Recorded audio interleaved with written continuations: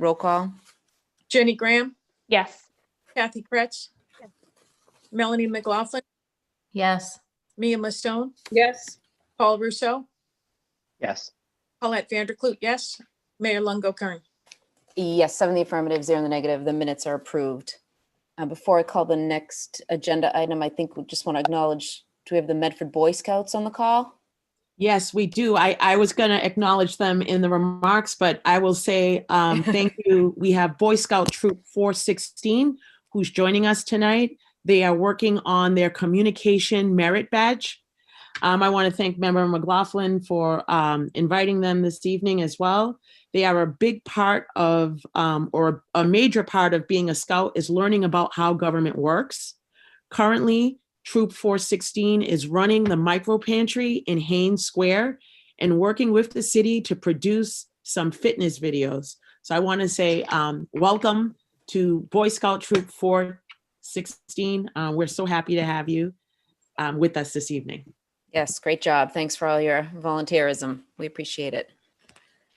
Next up, we have number 6, community participation by Brian Buck, president of the Medford Educational Foundation. Yes, and I send a very warm welcome to Mr. Brian Buck, and I want to thank Member Vanderklut as well for her introduction and letting us have this great opportunity. Medford Public Schools will be benefiting greatly, but I want you to do your presentation this evening, Mr. Buck, so thank you for joining us this evening. Thank you for having me. I'm going to share my screen for a minute, if that's okay, just so folks can sort of see. Let me minimize here. There we go.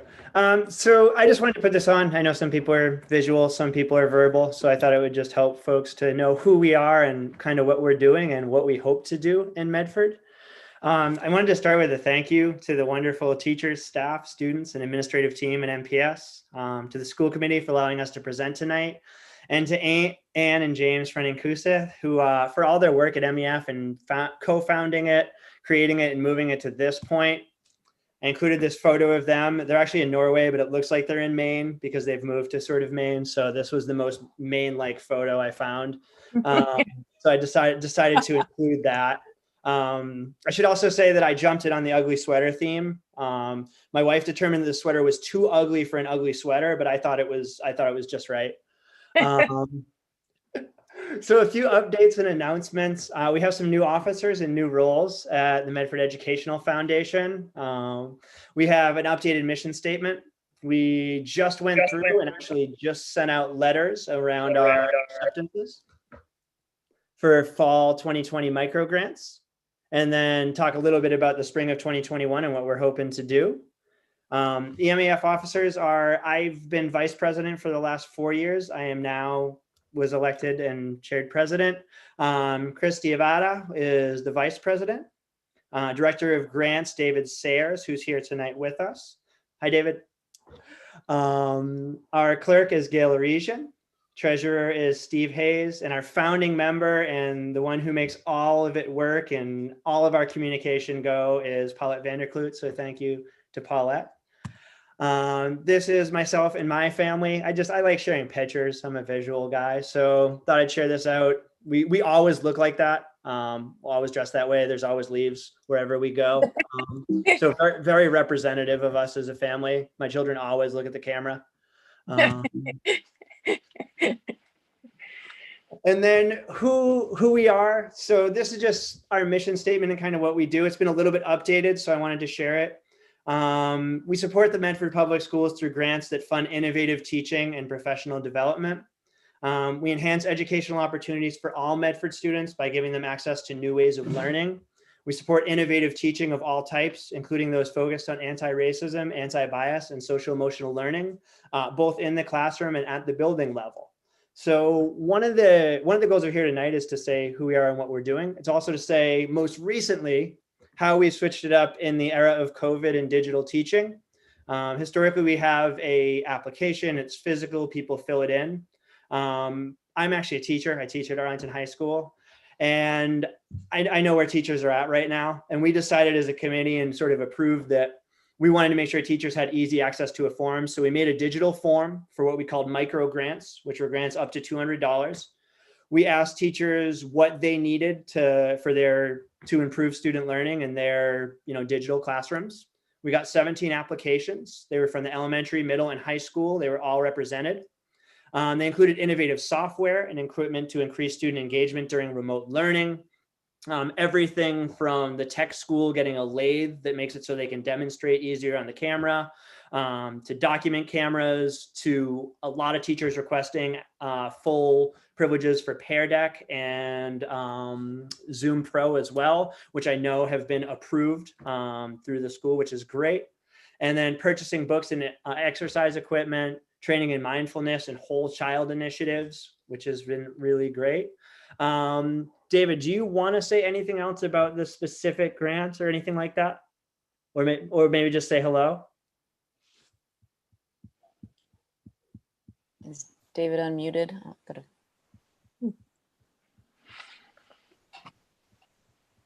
All right, well, David, if you want to add anything, feel free to jump on and say hello. David is awesome. He's There we go.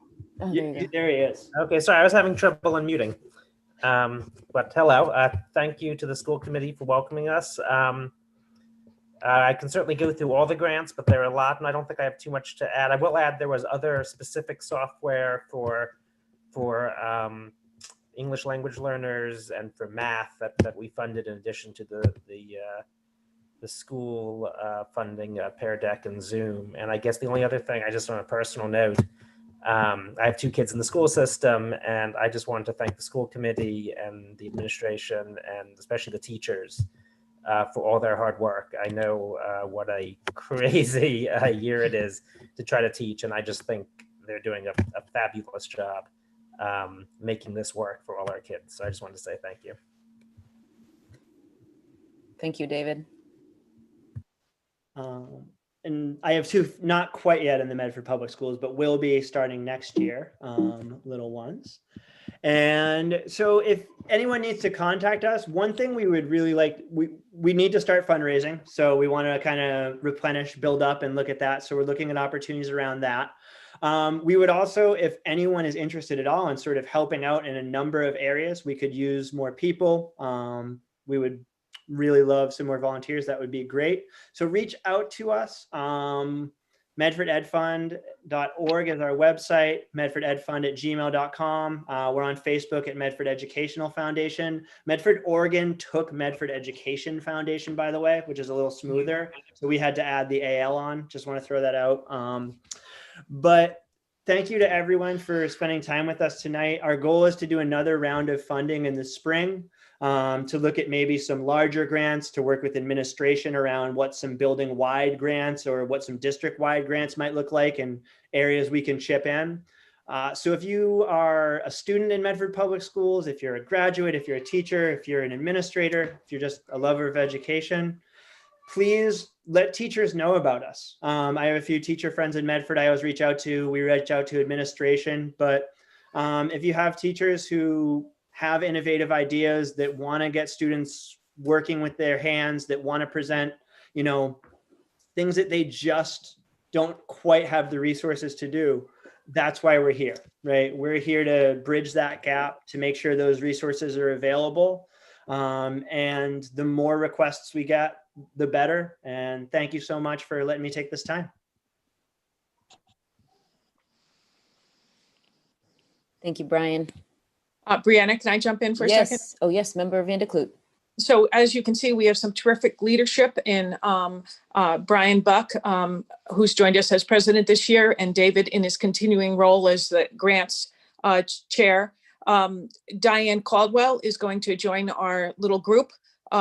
And what we are really in need of is we are in need of some fundraising people, because that's a major piece of what we need to do. But it's exciting. It's fun work. It's fun to be able to give out money. And we really appreciate the teachers who take the time to put in a grant, because there's no guarantee. One of the things, though, that happened on this is that because of the number of, we saw a good number of requests for Pear Deck And so I was able to go follow up and have a discussion about that and find out that, yes, the district is in fact going to supply that to our teachers. And when we saw such interest coming in from teachers, that was just a really great thing to know. There's a couple of people I'd like to thank specifically. I had long talks with Molly Layden, our Director of Technology, with Bernadette Riccadelli, with Chad Fallon, and I'm afraid I'm going to leave some people out, but I was very, very appreciative to get their expertise. So when we were following up on these grant proposals, we were doing it wisely. So anyway, thanks. This is the good news. Thank you, Member Van de Kloot. Much appreciated. We know you're a founding member of, how many years ago, Member Van de Kloot? I don't really remember. 4? At least 4. Yeah, at least 4. Couple. 5. I think we're claiming 5. We're claiming 5 years. 5. It might be. Yeah, I'd say. Yeah. You know, time flies when you're having fun. So. Mhm. Well, thank you all for being here, and we appreciate the presentation. We have public participation. Emails, questions, or comments can be submitted during the meeting by emailing medfordsc@medford.k12.ma.us. Those submitting must include the following information: your first and last name, your Medford street address, your question or comment. Member Rousseau, do we have any emails? Yes, thank you, Mayor. Thank you. We have, let's see. We have one email dated the 16th. There were a couple, I think, that came in after our last meeting. This is from Maureen Ronayne of Winter Street. According to the last available MCAS results, only 35% of third grade students are meeting or exceeding in English language arts at the Columbus Elementary School. With the exception of the Brooks, the other schools' scores are not much better. Students should be taught to read in school with evidence-based reading instruction. Private and experienced Orton Gillingham tutors charge between $100 and $230 per hour. Diagnostic testing is between $3,000 and $7,500, and it should be done frequently. This is not affordable for many families. Literacy should not be reserved for students that have families with resources. Literacy is a right. I am asking you to make literacy a priority for Medford Public Schools students. I am requesting that the superintendent have a literacy outcome goal on her evaluation. Evidence-based reading instruction harms no one and is mandatory for some. And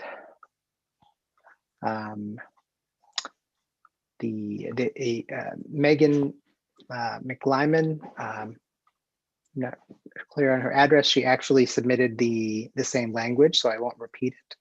But she did start her message with, as a parent of a second grader with a learning disability, I am quite disappointed with the poor support my child has received from the Columbus School. I have been forced to resort to outside tutoring at my own expense. The challenges of COVID have put new financial stress on my family, and I fear I can no longer afford this critical tutoring. She deserves every opportunity to learn to read. The school is not educating her in the ways she needs. I fear she will fall further behind. And that is all I have. Let me just check messages before I say that. That is all I have tonight. Thank you.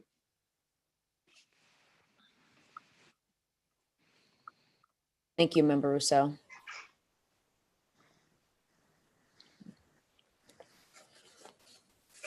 We have number 7, reports of superintendent's updates and comments. Dr. Edward Vincent. Thank you. Good evening, everyone. And I would just like to once again thank our Boy Scout Troop 416 for being with us this evening. Tonight is the winter solstice, which means it is our shortest day and our longest night. However, it also means that going forward, the days will begin to grow longer. So tonight is our winter solstice.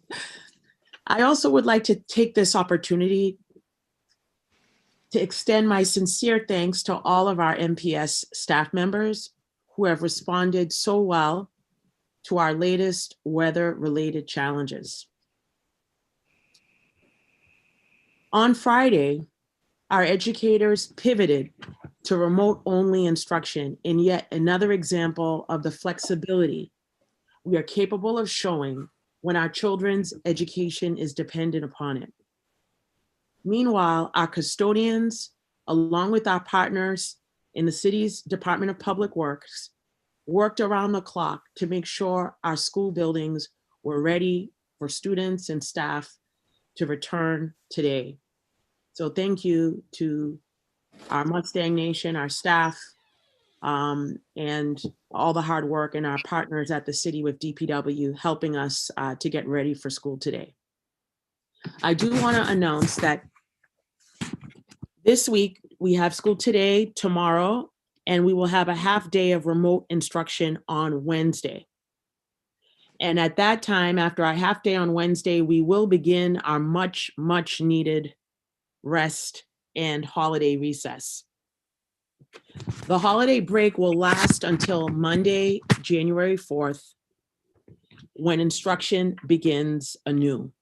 As we announced on Friday, when school resumes for all MPS students on January 4th, it will be by remote instruction.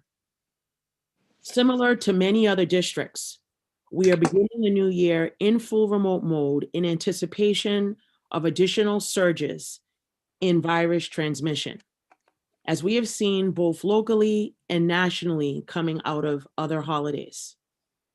We will resume in-person instruction for all students on Thursday, January 14th. Earlier that week, most likely on January 12th, we will hold COVID-19 testing for students in cohorts A and C and all MPS staff. All of this will be detailed in our public health update later tonight. We are working to ensure that all students and staff have the opportunity to get tested prior to returning to school buildings. And a more detailed testing schedule will come out as we get closer to the exact dates. Please note that due to public health considerations that led to this decision to push back in-person instruction, this slight delay does include cohort A students, our high need, most vulnerable students. So I just want to be clear about that piece. So in a recap, school will resume after the holiday recess on Monday, January 4th for all students. On January 12th, we will hold testing for students in cohorts A and C, as well as all staff. There will be additional testing days as well. In-person instruction will begin on Thursday, January 14th for cohorts A and C. And on January 15th, we will have testing for cohort B students who will resume in-person instruction on January 19th. We also will be sending an update out a little later that we will be holding freshman orientation that week as well, so that freshmen will have an opportunity to be introduced to the building and get acclimated. So that date is to be determined, but we will send out a communication regarding that. So as of now, when in-person instruction begins on January 14th, it will be for students in all grades. That includes 9th grade, 10th grade, and 11th grade of Medford High School, who have been waiting so patiently to return to school all year. So what I just talked about, or as I just mentioned, we have been working very, very diligently on safety. When we began this journey, we talked about our 3 guiding pillars of safety, equity, and consistency. I want to address how some of those guiding pillars have been met to date. So under the area of safety, we have upgraded our HVAC systems. We've socially distanced our classrooms. We've provided hand sanitizer throughout our buildings and required that all students and staff wear masks. These safety measures allowed us to welcome our students and teachers back, but we did so gradually, following the health metrics. We have been consistent in our messaging to our families and in providing education to our students, whether remote or hybrid. As for equity, this is an extremely important part of our goals. With assistance from the grants and the CARES monies, we were able to purchase enough Chromebooks and hotspots so all students had access. However, during this pandemic, we also witnessed the tragic death of George Floyd, which spurred some peaceful protests and also some rioting. Despite pledges of reform, incidents similar to what happened to Mr. Floyd continue to happen, and this is quite shocking. The Medford Public Schools, we are committed to racial equity, and to that end, we established the Racial Equity Task Force, made up of students, staff, teachers, parents, administrators, community. The Racial Equity Task Force has been meeting consistently every other week. We have a goal of wanting to improve culture and climate and race, bring about racial awareness in the Medford Public Schools throughout the entire district. The task force is looking to partner with members of our community, agencies, and nonprofit organizations to help offer professional development for teachers, for staff, and eventually for community, and things for our students as well. These are our larger overarching goals. Additionally, a few task force members are also serving on Middlesex District Attorney Marian Ryan's anti-racial, anti-bias task force, which she established in October of this year. Back in 1965, Dr. King stated, "Our lives begin to end the day we become silent about things that matter." 55 years have passed since then, and our country continues to grapple with these issues. People of color need to feel welcomed, considered, and cared for in our district. This is difficult and uncomfortable work, but it is work that needs to be done. For change to happen, we all must be committed to it. In the new year, I will discuss more in depth about the Racial Equity Task Force, the members that are on it, but I wanted to just give you a brief overview tonight. And I want to thank all of the members of the Racial Equity Task Force that have been meeting every other week consistently. So I thank you for your sacrifice of time and your commitment to helping us improve the Medford Public Schools. On a different note now, I would like to just highlight some other pieces of things that are happening within the district. For those of you who are getting ready for the holiday season, tomorrow between the hours of 11 and 2 p.m., our school store at the high school will be open. So the Medford Vocational Technical High School's marketing program will be open.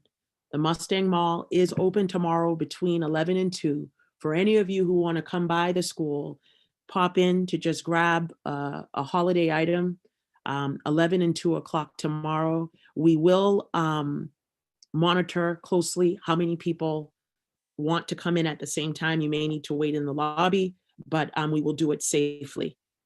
So I'm extending that invitation to all of you. Also, I wanted to share some very, very good news. According to Principal Paul DeLeva and Assistant Principal David Blauk, over $550 was raised for gift cards for our most vulnerable students and our students in need during this holiday season. It started with a random donation forwarded to Mr. Blauk, and he contacted the PTO to see if they wanted to assist. President Celia Lee donated funds and looked to the community for donations. Within 2 days, the PTO had over $400 in gift cards and donations towards gift cards. So altogether, Mr. Blauk will be able to distribute $550 in gift cards to those in need. Additionally, I want to highlight our Medford Family Network.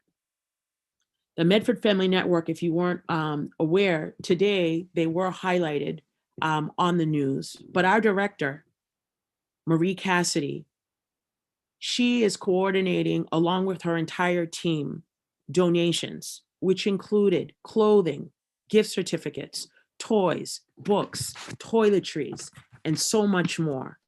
Things that are needed for the cold weather, hats, mittens, boots. And so with the support, all of these people that I'm going to mention who have supported our Medford Family Network, Mayor Lungo Kern and the Wonder Fund, the community at large, Miss Hennessy from the McGlynn School, the Chamber of Commerce, Kiwanis, the Firefighters Union, Gilbane Architects, Green Line Extension, former Mayor McGlynn, 6 Acres Preschool, Graceworks Daycare Center, Sanctuary UCC Church, Teamsters Local 25, Medford Police Department, staff, and the Medford Public Schools. What really warmed my heart today was hearing that former recipients made donations, as well as grandparents, of many of the MFN children. Medford is truly a very special community that always assists those in need. This outpouring of support during a pandemic is just so very special and is really beyond words. It exemplifies the true meaning of the holiday season. I just want to quickly share this picture with you. I'm going to just quickly share it.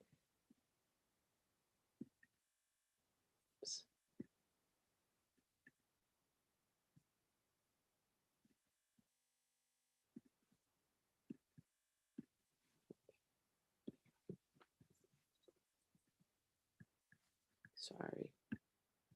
These are just 2 quick shots from the Medford Family Network today.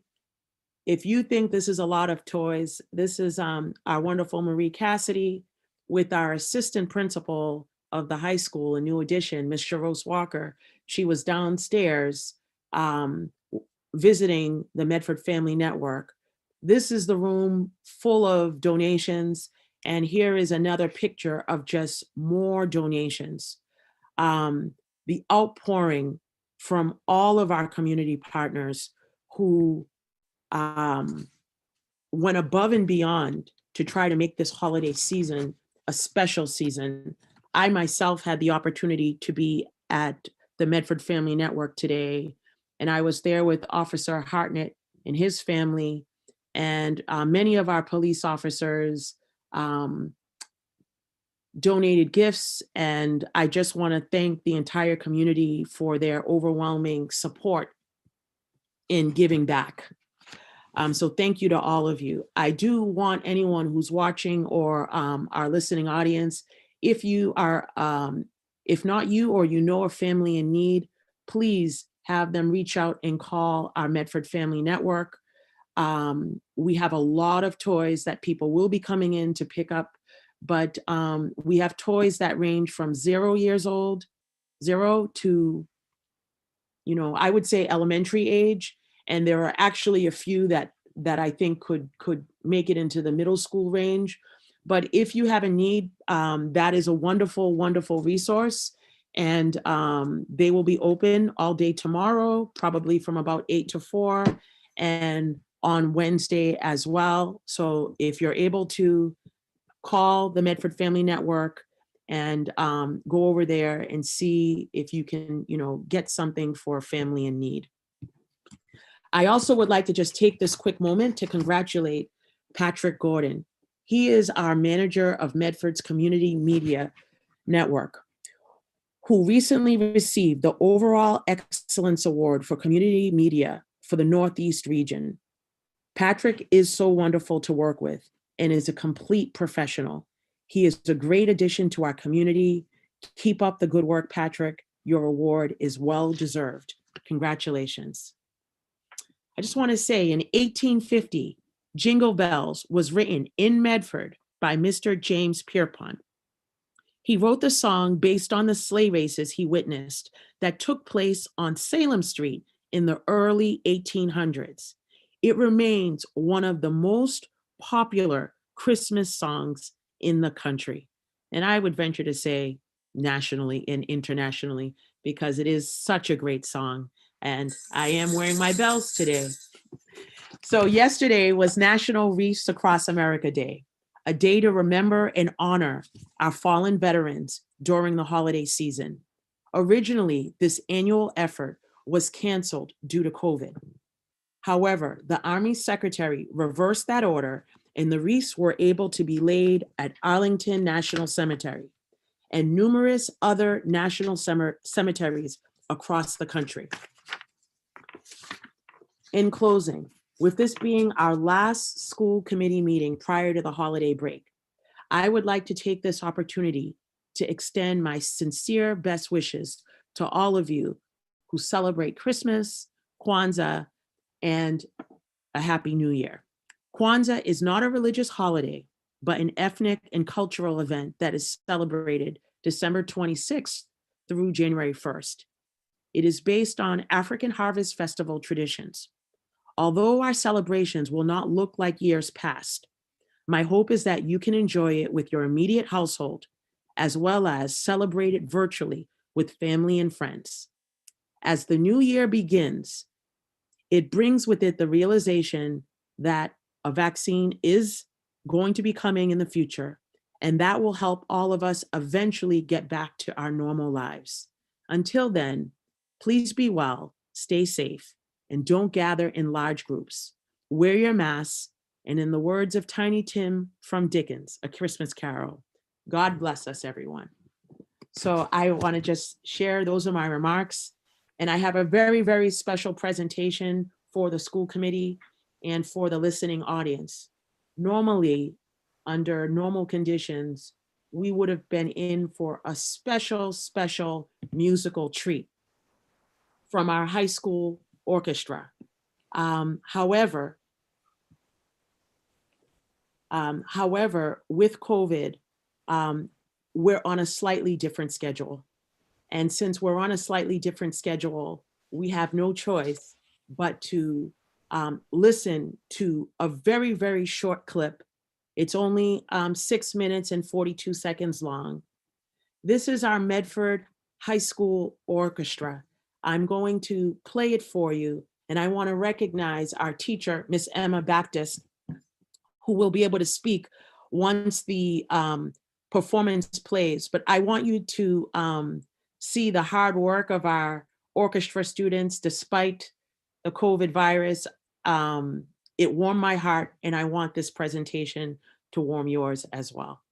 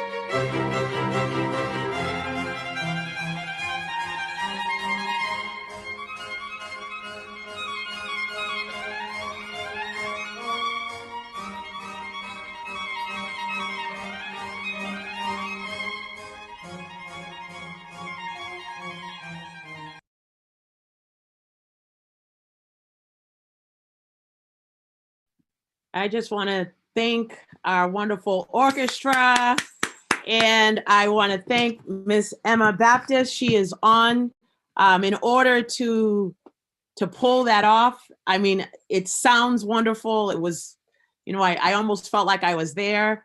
But to imagine every student being at their own home, in their own bedroom or living room, wherever they were at, to combine all of that talent was hours and hours and hours of work. That short 6-minute video clip that we saw, Miss Emma Baptist spent a little over 30 hours to just give us 6 minutes, a six-minute concert. And so I just want to thank you and thank all of the chorus members. And Ms. Baptist, I would love for you to just say a word or two, or for us to just be able to thank you for the great work that you're doing with the kids.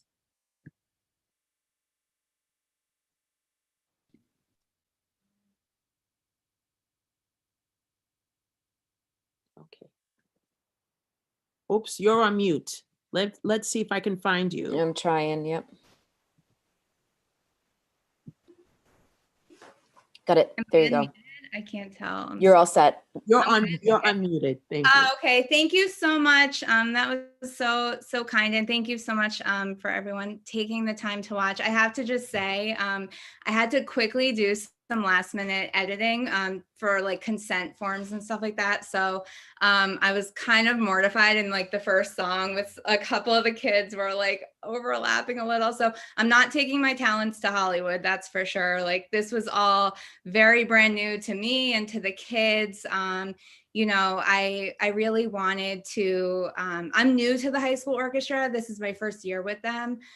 So I've never even really met any of them in person yet, a couple of them at the meet and greet, but it was really important for me to kind of bring back that sense of ensemble that just hasn't been there since March, not to any of our faults, it's the world and how it is right now. And, and for all that is just so uncertain, this is such a huge time for music teachers, and we're always putting on concerts and shows and performances, and I really just wanted to keep that going for the kids and also for them to have something to look back on that was a happy memory from just this whole year in our world. And most concerts aren't recorded or something that is filmed or something like that, and so for them to have this and to look back on it and to recognize all the hard work, like this was 100 times harder than putting on a concert in person. And I know we're all, eager to be able to do that again at some point. But, it was a lot of fun. It was a huge learning experience, and, we all learned new skills from it. And, there's nothing wrong with that. So just thank you. Thank you again for, taking the time to air this today. I really appreciate it. And I hope everyone has, a really nice holiday season and winter break and all the good stuff. Thank you, Ms. Thank Baptiste. you. Member McLaughlin, then Member Vandekloot. Thank you. Thank you for that wonderful show, Ms. Baptiste, and to the students. That was really lovely. I love Old Lang Syne. It's my favorite song. It was just so nice to hear and celebrate and be festive. And you're right, the ensemble piece is really wonderful. And I happened to be actually at the McGlynn School today, and I was looking longingly at the auditorium and remembering the days when we were able to go in and watch our students perform and any number of exhibitions, and missing that, and looking forward very much to when we can do that again. So thank you for that little bit of that tonight. And I also wanted to say to the superintendent's point regarding the Medford Family Network and all their hard work around this, the toy collection, and the community members who have contributed, from, the firefighters to local Union 25 and police and Kiwanis and all the folks that the superintendent mentioned. Going over to the Medford Family Network today was really remarkable. You could see the toys were literally from floor to ceiling in each of the rooms. It was just so overwhelming and so moving, and just made me feel so proud to be a part of Medford, and also made me realize just how much work really Marie Cassidy puts into this. So it's not just collecting the toys from a number of different very willing contributors, but matching families to those toys, delivering those toys. I mean, it's a huge, huge undertaking. So I would also just like to add that if there are folks who are available and interested and willing tomorrow, who might be able to help with any distribution, I'm sure Medford Family Network would, welcome the help for any of the toy distribution for folks who are not able to come and pick up the toys. So the way to reach them is 781-393-2106.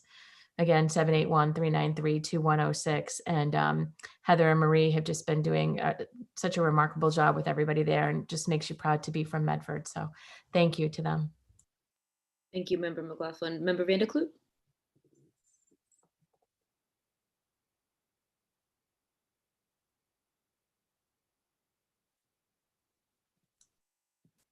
Thank you. Sorry, I didn't realize it was muted. I couldn't unmute myself, but thank you. I just wanted to thank Ms. Baptiste and the students for bringing us that lovely presentation tonight. Earlier, I was thinking about how much I missed all the holiday concerts that I've gone for many years, and they've just always added that certain sense of time and celebration. And it really felt funny. I walked into the high school this morning for another reason and saw the empty auditorium and wished I was going there. So I really appreciate that this was brought to us. I was speaking to a friend who is a member of the Boston Gay Men's Choir, and they had done a piece, and he was explaining the process of how difficult it was to get everybody coordinated, and hearing our teacher doing this work with our students is particularly heartwarming to know that they've gone through the same process and all the labor, a labor of love, and thank you for it. Yes. Member Kratz? Yes, and I just wanted to say thank you to Ms. Baptiste and the students. It was a beautiful performance. I really enjoyed it. I know my fellow committee members, we've sat through many live orchestra performances the winter season, and this has just been amazing and wonderful, and it sounded absolutely beautiful and flawless. I loved it. Thank you very much. Happy holidays. Yes, great job. Thank you. We have a COVID-19 public health update and Medford Public School COVID-19 testing summary and update offered by Ms. Tony Ray, Ms. Marianne O'Connor, and Mr. David Murphy.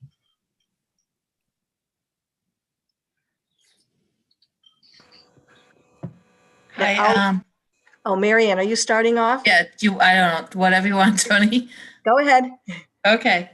So, hi all, and thank you for having me. Good evening. I guess I'll just give the community update, but as we continue through this holiday season, it's more important than ever that we heed the guidance of the experts in our State Department of Public Health and CDC that we're all asking Massachusetts residents to follow. The spike in cases and hospitalizations we saw following the Thanksgiving holiday should serve as a sobering reminder of the stakes of this pandemic, as difficult as it may be to make the decisions we need to make around this Christmas holiday that'll keep all of our families safe. Earlier this month, DPH did release updated holiday guidance, which can be found at mass.gov/holidays. The lowest risk recommendation is to only celebrate in person with members of your immediate household, and to hold virtual celebrations if possible with friends and family out of state. If you do celebrate in person, please utilize proven COVID-19 prevention methods, such as mask wearing indoors, staying 6 feet apart from individuals outside of your household, and celebrating outdoors if needed in a well-ventilated space. As always, please remember the gathering size restrictions, face covering requirements, and the travel testing requirements remain in effect. With that, As you've probably all seen, the last state report, which was released on 12/17 from Medford, included data from 11/29 to 12/12. At that point, our total caseload since the beginning was 2,480. Our total positive cases in those last 14 days was 635. And our positivity rate was 2.73. Since that report was released from 12/12 till today, we've had an additional 234 cases. From Thanksgiving, from 11/27, which would be the Friday after Thanksgiving, till today, we've had an additional 862 cases. So I'm really asking people to heed the warnings and the guidelines and the recommendations not to gather, not to travel. If Thanksgiving is any kind of a indication as to what the holidays can bring and the surge that we have and we are experiencing right now, I really hope that people have learned from that and that Christmas and New Year's will be different. Thanks. Thank you, Ms. O'Connor. Good evening. This is Tony Ray, the Supervisor of Health Services for Medford Public Schools, and I'll give a snapshot of what we've been seeing in the school community. In December, we saw a steady increase in the number of positive tests for both students and staff, and that was in alignment with the public health expectations and the warnings following the Thanksgiving holiday. For students, the positive cases were scattered amongst many classrooms across the district, and the contact tracing identified household transmission as the most frequent mode of transmission. For staff members, the number of positive cases doubled between November and December. And the contact tracing, again, identified community and household transmission as the most frequent modes of transmission during this time frame. With regards to our district metrics, we made a decision to place the Brooks Elementary School on remote learning for the few days leading into the holiday recess. There were a few variables that went into this decision that I just wanted to state tonight. We had 7 staff members who tested positive over a 12-day period. And as a result of our contact tracing, we seriously considered whether this was an in-school link amongst the staff. In addition, it was a very unique situation that we had not experienced in the community to date. So we made the cautious decision to put the school into remote learning for the few days. I stress the same words that Marianne O'Connor says, make sure you heed Governor Baker's safer at home warnings and his recommendations for holiday celebrations. We also ask if you are feeling ill, please quarantine at home and arrange to get a COVID test at a Stop the Spread site. You can find a list of multitude of sites at mass.gov, Stop the Spread. There are a number of new testing sites in Cambridge where we have heard that the lines have been on the shorter side compared to other sites. So I wish everyone a happy, healthy, and safe holiday. Thank you, Ms. Ray. Mr. Murphy? Thank you, Mayor. I'm going to share my screen, but I promise this is a brief presentation and no one should lose faith in the pace at which this meeting is moving along. But there are some facts and figures that we'll be sharing that we wanted to make sure that you had this in writing, and it was presented to the community as such. So I'm going to be just providing some background on the COVID-19 testing program that we have administered in the Medford Public Schools through our partnership with Tufts University, the Broad Institute, and Armstrong Ambulance. We've talked in this forum in the past about the gratitude we feel toward those partners in making this testing program available. and it's certainly our hope that this program is going to continue through the remainder of the school year. And just because I don't know that we've actually fully articulated in the past, we wanted to make clear that the goals of this program are obviously to keep the school communities safe. It's also to instill confidence, and so that people can have the peace of mind knowing that they're entering an environment in which there is this type of robust testing program. And then importantly, something that's been very important to us, and I think a goal that we've largely achieved, is to minimize the instructional disruption that takes place when you are administering hundreds of tests a day on multiple times a week. So our staff testing began on September 24th, and our student testing began on November 30th. And as we move through this, we've said before, this is the non-invasive testing that that we've been doing through the PCR tests. Of our staff testing, we've administered 4,100 COVID-19 tests to Medford Public Schools employees. Of that, there have been 18 positive results. The larger numbers in this presentation are approximations. Should be mindful of that, but also some of the numbers that Ms. Ray was just referencing encompass some of the outside testing that's taking place as well. And so this deck is specific to the Medford Public Schools testing. We did reach an agreement with the teachers union earlier this year for mandatory COVID-19 testing prior to a resumption of in-person duties. That agreement has now been extended through our tentative agreement to include mandatory testing on a weekly basis, subject to funding availability. And that is a position that the district will be taking with our other bargaining units in the coming weeks. With regard to student tests, there have been close to 3,000 student tests, COVID-19 tests administered to students, and there will be several hundred more administered tomorrow. The testing takes place in each school site on Tuesdays and Fridays, and that structure that we've established is anticipation of our hope to move toward pool testing, which I can talk a little bit about momentarily, during the winter and spring months. We've seen marked improvement with regard to our consent forms. We have close to 1,700 consent forms have been submitted now from Medford Public Schools students' families. We still have a bit of a gap that we need to bridge, and we'll be working with school leaders to do that in the coming weeks.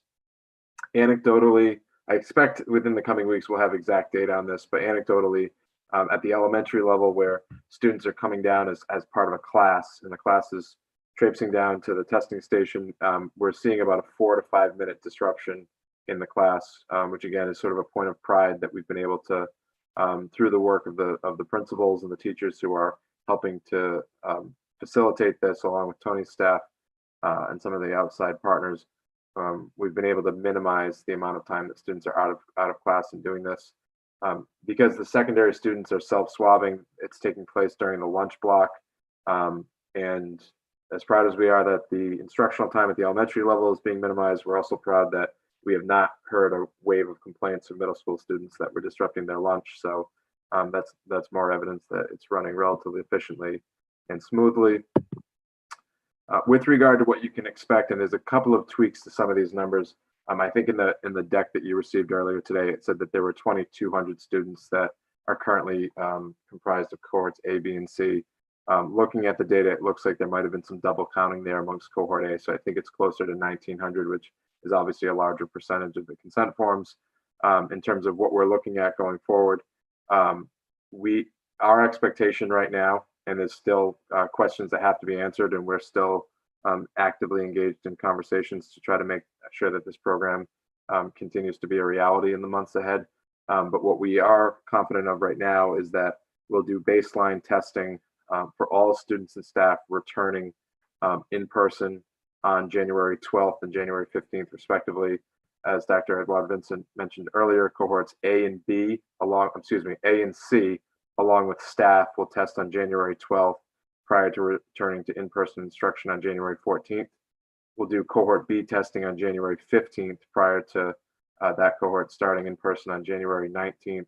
And because we do anticipate a transition to pool testing on January 19th, there'll be a significant amount of communication that we will be engaged in the coming weeks to make sure everyone is up to date as to what changes when we move to individual testing to pool testing. The short version of that is the only thing that changes is there's a obligation on the part of those participating to participate in the follow-up test if a pool tests positive. And again, there's going to be a lot of communication about that and a lot more information about that. I'm happy to answer questions tonight, but the short version is we'll be sharing a lot of information in the coming weeks with families and staff so that they understand what that means. There won't be testing the first week of back for instruction. For the remote week on January 4th, there won't be testing in the Medford Public Schools. And so for that reason, we wanted to reaffirm and reiterate the responsibility that all members of the Medford Public Schools community have to adhere to the public health guidance with regard to traveling and congregating in groups over the holiday period. And while it is our hope and expectation that everyone will adhere to that public health guidance, in the event a staff member does not, the expectation is that that person will avail themselves of the Stop the Spread program prior to continuing any type of in-person work or responsibilities on the week of the 4th. This last bullet point is sort of a forecasting potentially for a future discussion, but there was a change in the guidance that the CDC provided and was then relayed through DPH and DESE with regard to quarantine periods. That change is essentially that up until, I believe it was last week, it may have been the end of the week before, the guidance was that a 14-day quarantine period that is the result of a close contact could be shortened to 10 days if an individual tests negative after the 8th day and has not and does not present with any symptoms. That has been shortened to ending a quarantine period after day 7 if the person tests negative after day 5 and does not and has not presented with any symptoms. As of this time, our standard operating procedure is to maintain the more conservative approach, within the Medford Public Schools, which is that a quarantine period would not be reduced below 10 days and to essentially not take the more liberal approach that is the current CDC guidance. That does pose an operational challenge, but all of this poses an operational challenge. And in our discussions with the Board of Health, that is our current position, that is to maintain that status quo. But it's essentially not relevant right now because we're going to be remote after tomorrow for the next 3 weeks. But it is something that we wanted to make sure that the committee was aware of and the position that we're currently taking with regard to that. So I'm happy to answer any questions, and I will keep my responses as brief as possible. Thank you, Mr. Murphy. Member Rousseau, do you have a comment from the email? Yes, thank you very much, Mayor. This is from Letitia Arocha of Mystic Valley Parkway classes. I had the following questions and a comment. In a recent communication, the superintendent mentioned they were forced to transition the Brooks School building to full remote mode due to circumstances that were specific and unique to that building. What exactly are those circumstances that led to the Brooks School to go full remote? It is important that the community at large is aware as cases continue to rise in the city. There actually are 4 questions. I don't know if I should just take the questions and get the answers. Mr. Rousseau, would you mind if I just answered that one really quickly? I think Ms. Ray may have mentioned it, but there are 2 variables where the suspected in-school transmission amongst staff and the total number of quarantining amongst staff that was posing an additional operational challenge. Those, while we had not seen the in-person transmission in any school community, but we had certainly seen operational challenges in every school, frankly. But the severity of the operational challenges due to the number of individuals quarantining and the suspected in-school transmission were the unique variables at the Brooks. Thank you. Question number 2 is, In the state as a whole, a total of 591 students learning in person or in a hybrid plan tested positive in less than a week from December 10th through the 16th, as did 418 school district staffers. This is the second week in a row where these numbers rise dramatically. Science has proven across various studies that community transmission rates influence school transmission rates.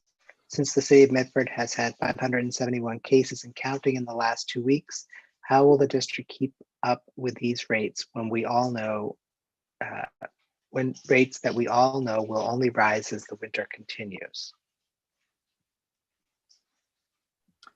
So Well, I think, sorry, Tony, you go. Okay, I was just going to say, we have built in many layers of prevention and protection for our students and our staff. I mean, from the beginning, we've been expecting everyone to wear masks, to maintain the 6 feet social distancing, to engage in frequent hand washing. We've added on the additional layers of testing of the staff weekly and now bi-weekly, and students as well. And then we finally appeal to everybody in the community to be following the very clear public health guidance that the Medford Board of Health puts out and the Massachusetts Department of Public Health puts out. So we engage in diligent contact tracing, which includes extensive conversations with teachers and teaching staff and administrators in the building when we identify a positive case. So we see that as steps to minimizing in-school transmission.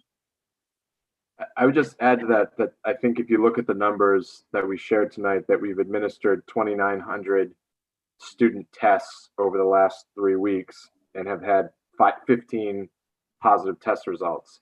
I mean, I think the peace of mind comes with, one, that the number is as low as it is. And I think that's a testament to the enforcement of the protocols that have taken place within each school community with regard to distancing, mask wearing, and so on and so forth.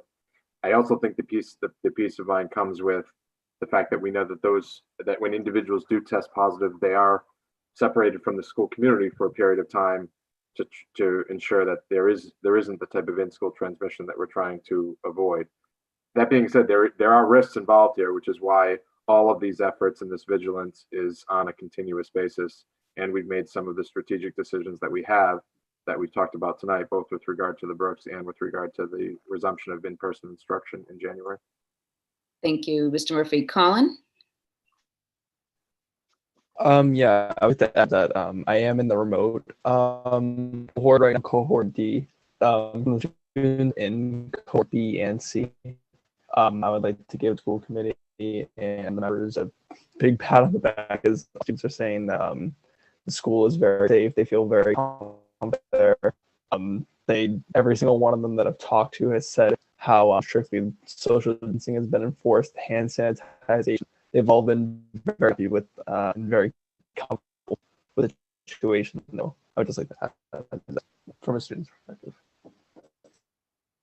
Thank you so much, Colin. We appreciate that. Okay, Next Mayor, up, shall I we have- continue? Okay. There's just 2 more questions. Thank you, sorry. The superintendent spoke about all students coming back in January, which is an incorrect framing that does not reflect the families who have chosen fully remote education. This framing sends a clear message to families that are already apprehensive about the quality of remote education decreasing once all grades are in the building. Remote students are simply not the administration's priority. I'll just add the last part of the email real quick. Sorry, a follow up with regards to the Brooks after Ms. Ray's statement that the 7 staff members at the Brooks who tested positive over a 12-day period could be school transmission. Can she clarify whether it was school transmission or not? Also, how is this specific to the Brooks building? Is this not something that can occur in other district buildings as well? And that's the end. Thank you very much. We have recommendation to approve donation to robotics, Department of Medford Vocational Technical High School, Mr. Chad Fallon. Mayor, may I comment on the last Member McLaughlin. Member McLaughlin? Thank you. Sorry, before we moved on, I wanted to comment on the last questions / comments. I first wanted to just start out with really thanking Tony Ray and Marianne O'Connor. It has been a long road for everyone, and I think, you know, the two of you have just been standouts in the work, and really appreciate all of your hard work. We're, you know, coming up to, you know, mid-year now, and it's been a lot, and I just wanted to say thank you to the two of you. And then also we had office hours recently where we spoke with families who were in the remote cohort, who are in the remote cohort, and who expressed similar sentiment as the letter writer in the email. And, you know, there was some brainstorming around, you know, how to help individuals in the remote cohort feel more included and more welcome. And I would like to explore that, Superintendent Edouard Vincent, if we could, a little bit. And one of the suggestions was, you know, perhaps creating even just sort of, you know, either support groups at the school level. So, you know, at each of the school levels, elementary, middle, and high school, whether it be through, you know, a closed and private Facebook group or some other avenue, but being able to connect families to each other. I think that we've heard over and over that particularly the remote cohort is feeling really left out and isolated. And I think we're all feeling isolated. So if you can imagine what it feels like to not be in a setting where you're getting to see your colleagues, as some of us are at work every day, or talk to people outside of your home, as many of us may be, how isolating that can be. And I just would like to consider ways that we might think about that and help alleviate that situation. And then I just wanted to end with, to the superintendent, my senior went back last week and was so, I've never seen a 17-year-old so grateful to be in school again in my life. And it was really remarkable to see for someone who had struggled with school before. So it was remarkable, but also that, you know, there was commentary made about how much students can see how much you care, to the superintendent at Edmondson. And I wanted to let you know that that had been reflected, and you don't often hear that from teenage boys. So I thought it was remarkable and something that I wanted to share with you. So thank you.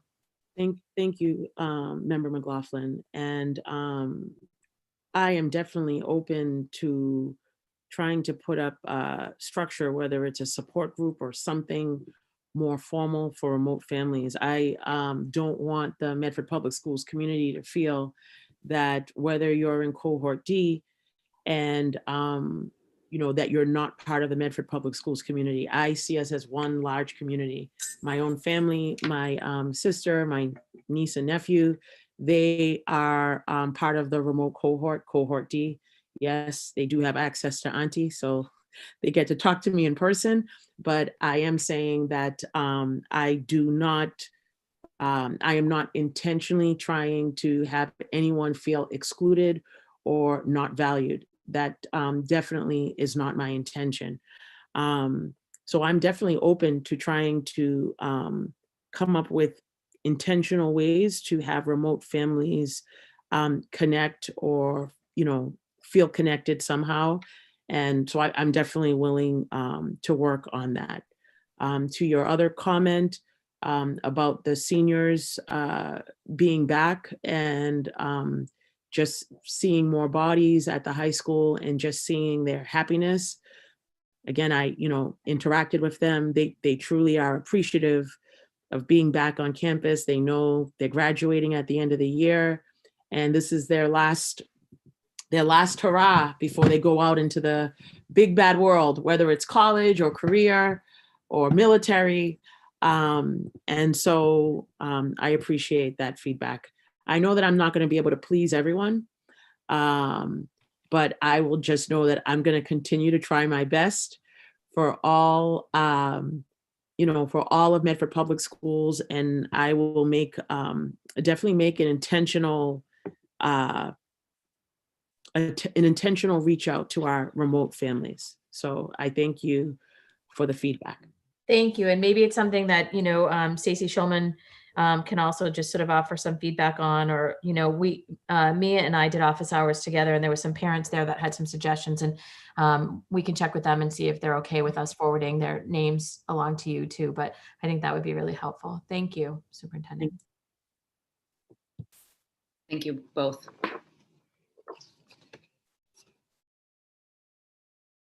Recommendation to approve donation to robotics department, Medford Vocational Technical High School, Mr. Chad Fallon.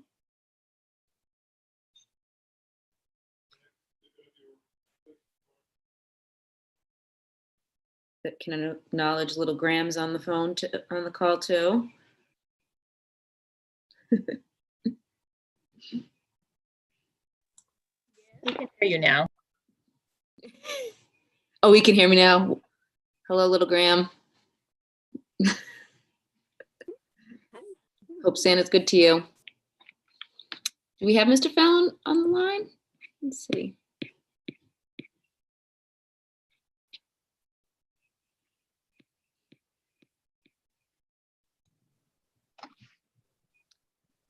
I don't see him on the call. Dr. Cushing, do you see him on the call? I do not. I'm trying to reach out to him right now to see if he can jump on quickly. Okay, anybody motion to table that one until we can try to get. Motion to table. Motion to table by Member McLaughlin, seconded by Member Kretz. Roll call.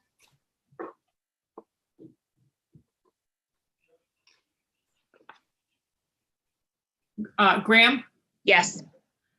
Kretz, Yes. McLaughlin, Yes. Mustone, Yes. Rousseau, Yes. Vanderklut, yes. Mayor. Yes, 7 in the affirmative, 0 in the negative. The paper is tabled. Number 4, recommendation to approve donation from the Italian Ministry of Foreign Affairs. Dr. Bernadette Riccadelli.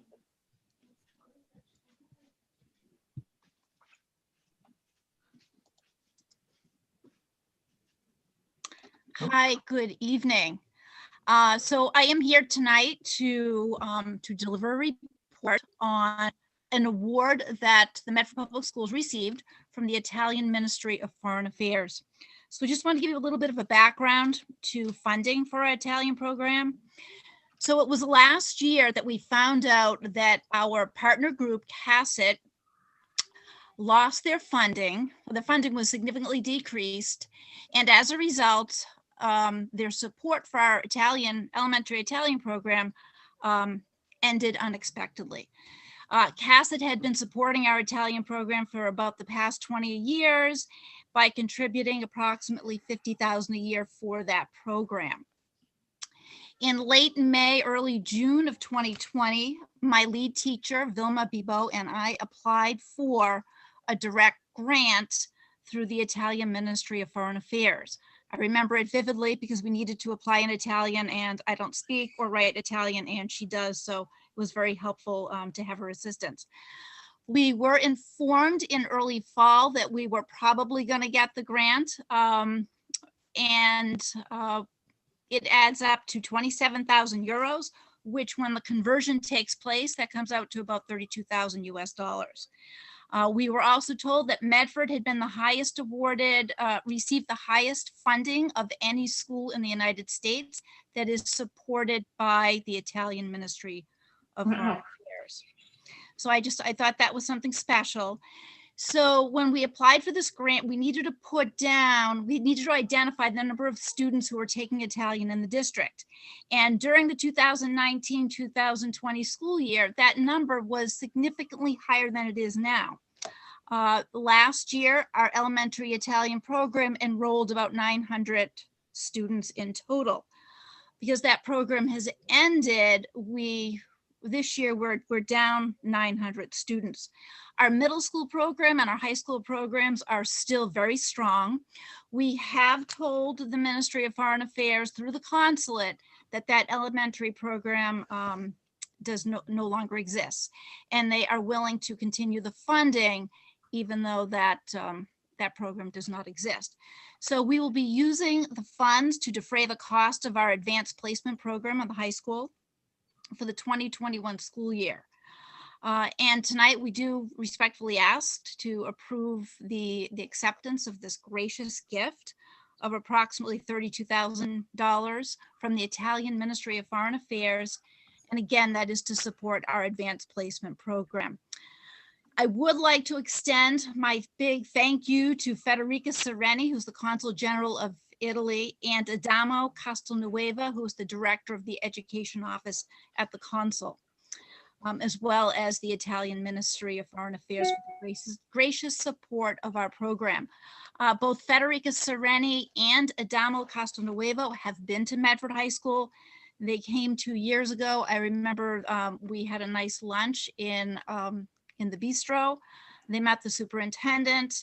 They are very gracious, and they really expressed an interest in supporting our program. And we hope this continues beyond this year. Motion to approve? Second. Motion I to have approve. questions, Mayor. Member Rousseau? Thank you. This is always exciting to get money, and I appreciate that CASID has and the Italian consulate has been able to help us out, especially since the ending of the funding earlier in the year was a bit of a shock. Although perfectly understanding considering what was going on in Italy at the time.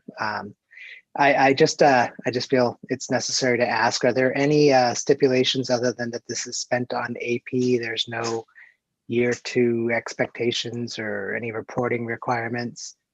It's a lot of money, and I just want to understand that it truly is.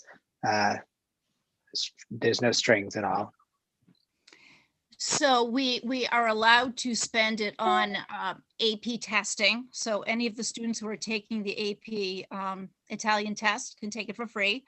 It can be used to defray the cost of the salary for our AP Italian teacher, just as the other funding could be used to defray the cost of our staff to teach in the elementary program.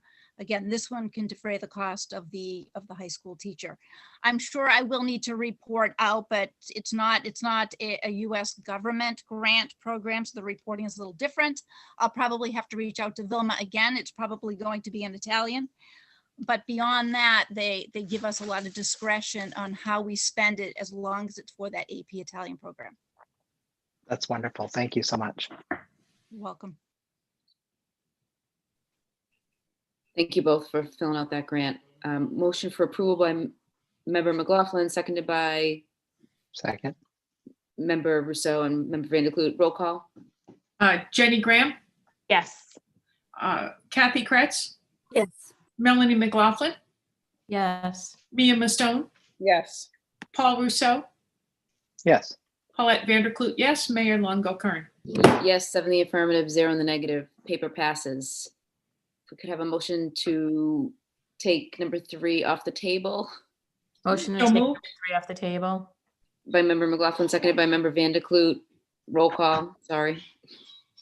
Graham, Yes. Kretz, Yes. McLaughlin, Yes. Mastone, Yes. Rousseau, Yes. Vanderklut, yes. Longo Kern. Yes, 7 in the affirmative, 0 in the negative. We're going to take number 3 off the table, which is the recommendation to approve donations to robotics department, Medford Vocational Technical High School. Mr. Chad Fallon. Hi, good evening. We recently had a donation from Sam Christie, who's one of the teachers in the robotics and engineering program. He was part of a nonprofit that he belonged to, and he wanted to take the proceeds of the company. It's been dissolved, and he wanted to take the proceeds and donate them to Medford Vocational Technical High School to be used in any program, not just his. That's wonderful. Do you know how much that totaled? It was 4,000. I don't have the figure in front of me, but it was just over 4,000. Motion to approve? That's wonderful. Second. Second. Motion for approval by Member McLaughlin, tied for second. Member Van der Kloot, Member Kratz. Roll call. Thank you. Jenny Graham, Yes. Kathy Kretz, Yes. Melanie McLaughlin, Yes. Mia Mastone, Yes. Paul Rousseau, Yes, absolutely. Paulette Vanderklut, yes. Mayor Longo Kern. Yes, 7 in the affirmative, 0 in the Thank you, negative. Happy holidays, guys. Mayor, Thank you. Yes, Member Graham. can we send a thank you note to Mr. Christie? That's very generous of him to think of us. Yes. Absolutely.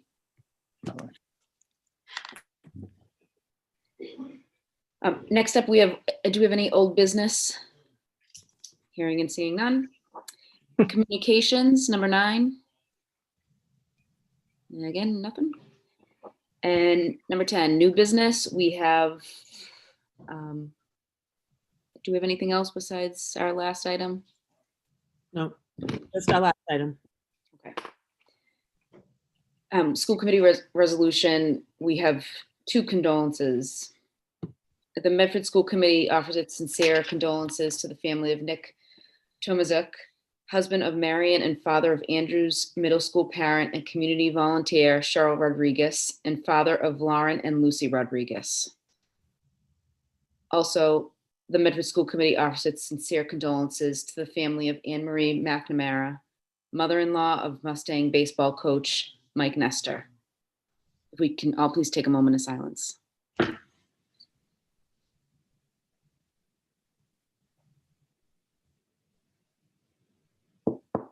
Thank you.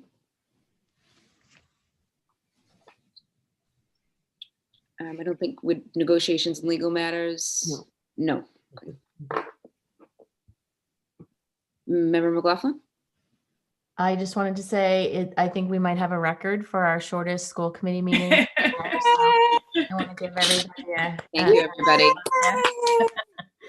Don't jinx it. It's not over yet. Motion to adjourn. Yes, Merry Christmas, Second. everybody. Thanks to Merry the Boy Christmas, Scouts. Happy New Year. Happy New Year. Boy Melanie, Scouts can you and see the flashing lights now? I don't know if you can see them. Yes. Nice, Jenny. I was Yeah, that's complimenting Jenny on her sweater. I said it wasn't too ugly, and then I didn't know they had flashing lights. So yeah, that's take ugly. it back, Jenny. I take it back. Melanie, what's yours? Mine was actually loaned to me or given to me by the superintendent today because I didn't get one, but gifted. I'm a present. See? That's good. Nice. So yes, that was very Mia, oh, Rudolph, I love it. I love the What's glasses. yours? Oh, a Oh, nice, dinosaur. Paul. I thought it was the Grinch. Awesome. Thank you, everyone. Santa meat diets. Thank you. Merry Christmas. Bye, everyone. Happy holidays, everybody. Bye. Bye.